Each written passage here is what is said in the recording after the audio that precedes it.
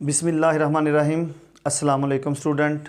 Class 9th physics chapter 3 में हमारा जो आज का टॉपिक है पिछले टॉपिक से रिलेटेड है। पिछले टॉपिक में हमने टू बॉडीज़ जो है वर्टिकल मोशन कर रही हैं attach to a string pass over a frictionless pulley. यहाँ पे बिल्कुल दो ही मैस है हमारे पास ओवर अ फ्रिक्शनलेस पुली। यहाँ पे एक जो मैस है वो हॉरिजेंटल मूव कर रहा है और दूसरा क्या मूव कर रहा है, वर्टिकल मूव कर रहा है। यहाँ पे मैस दो ही हैं, उसमें और इस टॉपिक में फ़र्क क्या है कि वहाँ पे दोनों वर्टिकल मूव कर रहे थे, दोनों एक दूसरे के पैरेलल थे, वर्टिकल मूव कर रहे, एक नीचे और एक ऊपर जा रहा था। यहाँ पे क्या एक हॉरिजेंटल है और एक वर्टिकल है। अगर हम देखें तो हमारे पास, अगर मैं यहाँ पे एक टेबल ड्रा कर लेते हैं, हम लोग थोड़ा नीचे कर लेते हैं ताकि इजीली हो जाए हमारे पास। ये हमने एक टेबल ड्रा कर लिया है जी स्टूडेंट। अब इस टेबल पे हमने एक मैस यहाँ पे रखा हुआ टेबल पे, यहाँ पे हमारे पास एक पुली है, एक मैस जो है वो यहाँ पे है, इसको हम M1 कह लेते हैं और ये हमारे पास क्या है M2। M1 जो है यानी A कह लें या M1 कह लें और एक B है। M1 is greater than M2। जो मैस A है वो मैस B से क्या है, बड़ा है, उसका वेट ज़्यादा है। तो इसका मतलब है ये जो होगा ये कहाँ मूव करेगा, डाउनवर्ड में। ये जो हमारे पास स्ट्रिंग है इसमें टेंशन मौजूद है, तो टेंशन कहाँ मूव करती है, अपवर्ड।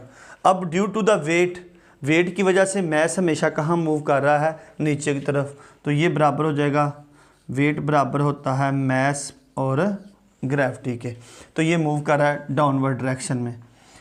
और यहाँ पे अगर देखें तो ये मैस इसका है, तो ये वेट की वजह से कहाँ मूववर्ड करेगा, M2 भी नीचे मूवमेंट कर रहा है, यानी ये अपने वेट की वजह से कहाँ पे मूव करेगा, डाउनवर्ड डायरेक्शन में। और स्ट्रिंग जो होती है वो हमेशा कहाँ मूव करेगी, अपवर्ड डायरेक्शन में।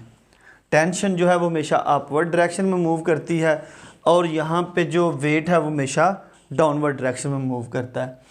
अब जो ही ये डाउनवर्ड डायरेक्शन मूव करता है तो मैस जो होता है वो रस्सी में जो टेंशन होती है इसकी वजह से आगे ये तो वर्टिकल मूव कर रहा है, जिस तरह पहले में हमने पढ़ा था तब बिल्कुल वर्टिकल मूव कर रहा है। तो इसमें जो स्ट्रिंग में जो होता है, जब भी कोई बॉडी जो होती है उसमें एक्सेलरेशन प्रोड्यूस होता है, जब वो कुछ चेंज वेलोसिटी तब्दील हो रही होती है और वो कुछ डिस्टेंस कुछ डिस्प्लेसमेंट तय करती है, तो उसमें एक्सेलरेशन आ जाता है। तो यहाँ पे तो इसमें एक्सेलरेशन प्रोड्यूस हो रहा है, क्यों, क्योंकि बॉडी जो वर्टिकली मूव कर रही है उसमें रेट चेंज हो रहा है, उसकी वेलोसिटी चेंज हो रही है। अब जो मैस M2 है स्टूडेंट, तो यहाँ पे देखें ये नीचे मूव कर रहा है और टेंशन क्या कर रही है, ऊपर मूव कर रही है, जबकि बॉडी जो है वो किस डायरेक्शन में मूव कर रही है, इस डायरेक्शन में, हॉरिजॉन्टल। तो हॉरिजॉन्टल जब वो मूव करती है तो इट्स मीन डैट उसमें जो होगा, क्योंकि टेंशन और वेट जो दोनों जो हैं वो एक डाउनवर्ड है और एक अपवर्ड है, तो इट्स मीन डैट यहाँ पे कोई भी जो होगी मूवमेंट जो होगी वो इसकी रिजल्टेंट फोर्स जो है जब ये मूव करेगा तो इसमें एक फोर्स ऑफ फ्रिक्शन की पैदा होगी। तो अगर हम देखें पहली इक्वेशन में, अगर हम देखें तो नेट फोर्स जो है वो हमारे पास, नेट फोर्स बिल्कुल उसी तरह है ए में, तो वो है हमारे पास, क्योंकि वेट ज़्यादा है और टेंशन कम है तो ये हो जाएगा वेट माइनस टेंशन। तो रिजल्टेंट फोर्स वेट है M1G माइनस टी के। तो फोर्स किसके बराबर स्टूडेंट, एक्सेलरेशन के, mass and acceleration M1G minus T. तो ये हम इक्वेशन 1 बना लेते हैं, जिस तरह बिल्कुल सेम पहले में भी हमने वर्टिकल मोशन में भी यही था। अब स्टूडेंट जो बात हो रही है M2 के ऊपर यहाँ पे, तो M2 में क्योंकि वेट जो है वो डाउनवर्ड चल रहा है और टेंशन जो है वो अपवर्ड है, जबकि बॉडी की जो मूवमेंट है वो क्या है, वो हॉरिजॉन्टल है। तो यहाँ पे जो नेट फोर्स होगी, अगर हम वो देखें तो नेट फोर्स जो होगी वो यहाँ पे अमल ही नहीं कर रही,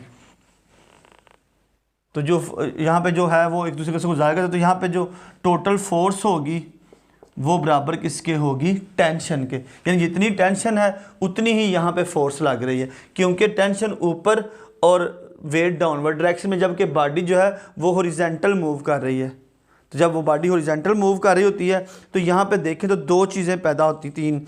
wait the body B acting downward, जो बॉडी बी है वो उसका वेट की वजह से कहाँ मूवमेंट कर रही है, डाउनवर्ड डायरेक्शन में। और इसी जगह पे जो टेंशन है वो कहाँ पे हमेशा मूव करती है, वेट के मुखालिफ सिमत में। तो वेट के मुखालिफ सिमत जो है वो अपवर्ड डायरेक्शन होगी।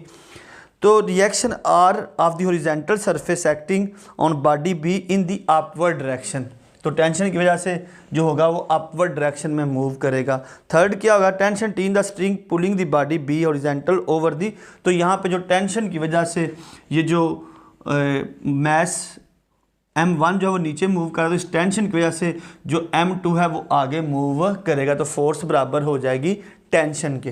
तो फोर्स बराबर है mass and acceleration is equal to tension. तो ये स्टूडेंट हमारे पास क्या है, इक्वेशन 2 है। दो इक्वेशन स्टूडेंट हमारे पास बन चुकी हैं। अब हम इन्हीं दो इक्वेशन से उसी तरह हम एक्सेलरेशन जो है वो टेंशन फाइंड कर सकते हैं। इक्वेशन 1 और 2 को स्टूडेंट यहाँ पे अगर हम प्रूव कर देते हैं, ऐड कर लें, 1 इन 2 में ऐड कर लें। इक्वेशन 1 है हमारे पास M1 एक्सेलरेशन, इक्वेशन 2 है M2 एक्सेलरेशन बराबर है M1g माइनस टी, और ये क्या है प्लस टी, क्योंकि M1 इक्वेशन 1 पहला पहले में जमा होगा और दूसरा दूसरे में। टेंशन टेंशन से कैंसिल हो जाएगी। अगर यहाँ पे देखें तो एक्सेलरेशन कॉमन है, M1 प्लस M2 और M1g। अब एक्सेलरेशन फाइंड करना है तो ये उधर जाके स्टूडेंट क्या हो जाएंगे, M1g divided by M1 plus M2। तो इस तरह हम इसमें से एक्सेलरेशन जो है वो फाइंड कर सकते हैं। अगर हमने यहाँ पे टेंशन फाइंड करनी हो तो उसी तरह हम क्या करेंगे, divide equation 1 in equation 2।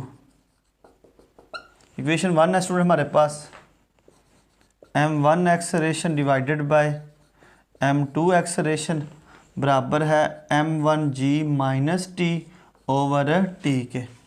Acceleration acceleration से क्या हो जाएगा स्टूडेंट, कैंसिल हो जाएगा, और ये आपस में क्या हो जाएंगे, क्रॉस मल्टीप्लाई।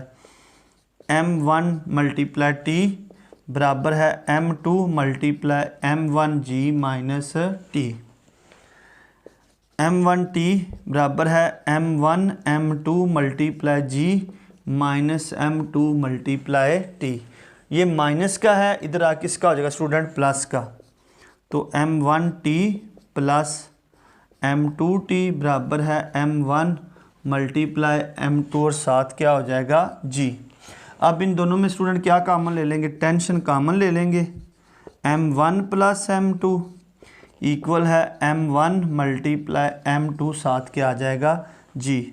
मल्टीप्लाई तो जाकर डिवाइड हो जाएगा, टेंशन बराबर है M1 M2g divided by M1 plus M2 के। तो स्टूडेंट इस तरह हम क्या करेंगे, इसकी टेंशन भी फाइंड कर सकते हैं। और यही स्टूडेंट आज हमने पढ़ा था, टू बॉडी जो है वो एक स्ट्रिंग के साथ अटैच है, पास ओवर ऑफ फ्रिक्शन लेस पुली से गुजर रही हैं। यहाँ पे भी हमने ड्राइव करनी है टेंशन एंड एक्सेलरेशन। तो दोनों जो वेट थे हमारे पास, डायग्राम में हमने बताया था इसको कि एक डाउनवर्ड डायरेक्शन में वर्टिकल मूव कर रहा है, दूसरा हॉरिजॉन्टल मूव कर रहा है। तो जब भी डाउनवर्ड डायरेक्शन में वेट मूव करता है, टेंशन अपवर्ड डायरेक्शन में होती है। वेट ज़्यादा होता है तो वेट माइनस टेंशन होता है, क्योंकि यहाँ पे दूसरी बॉडी जो है वो हॉरिजॉन्टल मूव कर रही थी। हॉरिजॉन्टल मूव करने की वजह से उसमें जो रिएक्शन की फ़ोर्स पैदा हुई है, तो रिएक्शन की फ़ोर्स पैदा होने से वेट और टेंशन जो होती है, उसके वेट जो होता है वो रिएक्शन की वजह से ख़त्म होता है, तो फोर्स बराबर होती है टेंशन के। तो इसी तरह हम दोनों इक्वेशन ड्रा करने के बाद पहले ऐड करके हमने यहाँ पे एक्सेलरेशन फाइंड किया है, और दूसरा इनको डिवाइड करके हमने यहाँ पे टेंशन फाइंड की है। और यही हमारा आज का आर्टिकल था, body motion of two body attach to the end of a string that pass over a frictionless pulley such that one body move vertical and the other move on the smooth horizontal surface. और यही हमारा आज का article था। अल्लाह हाफिज़।